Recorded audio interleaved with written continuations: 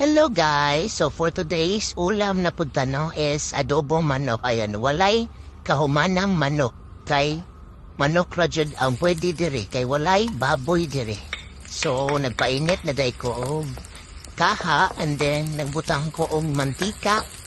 After gilunod na ko ang bombay. O na kay storya na late na ang bombay. Ayan, so mix lang na nimo ang bombay, no? Depende lagi na ninyo kung sa inyong unahon, bombay ba or ahos. Pero ginahan mo kong bombay akong giuna, sige, bombay niya ang atong unahon.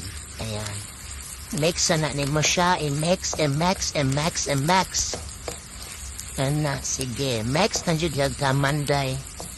Tapos, after ana, gilunod na po ang luria o gam ahos. So, ang ahos na mo is green.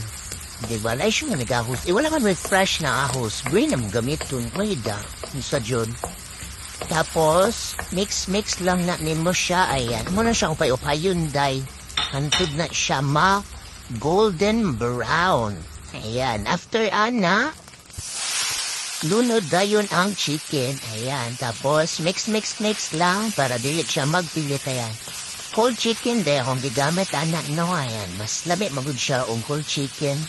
Ang adobo, ayan. So, after ana, mag-add ka og soy sauce, ayan. Mga 5 spoon siguro ang soy sauce kung gigamit, anak. Tapos, after sa soy sauce, add ka og oyster sauce, ayan. Add ka og oyster sauce, and then, after ana, mga pampalasa na, add ka og pepper. Tapos, bitsin. Kutangan ako siya bitsin. And then, after ana, add ko og magic sarap. Hindi makalimta na magic sarap. Uy, kay may nagdaglamig, diba? After ana, nag-add dayon ko og water. Ayan. Ayan, so, gusto ninyo og ganang adobo nga pinauga, pwede na jud kayo. So, kako ganahan na kung naisabaw, so nag-add ko og water. Pero kung gusto niyo walay sabaw pinauga, pwede rin nyo dili mo mag-add water, kasi gamay lang ang water para mahubas siya og dali.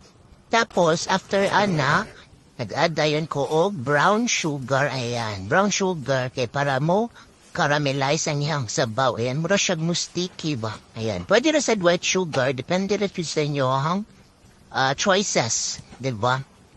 Tapos, anan mo na siyang pabupalon. Ayan, pabukalon mo siya and then mix.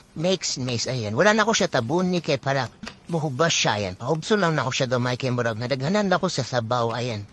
Pero kulang juday na di ay ken hopdan.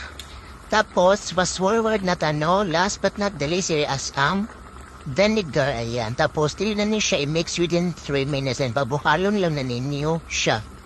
And that's it. Luto na day.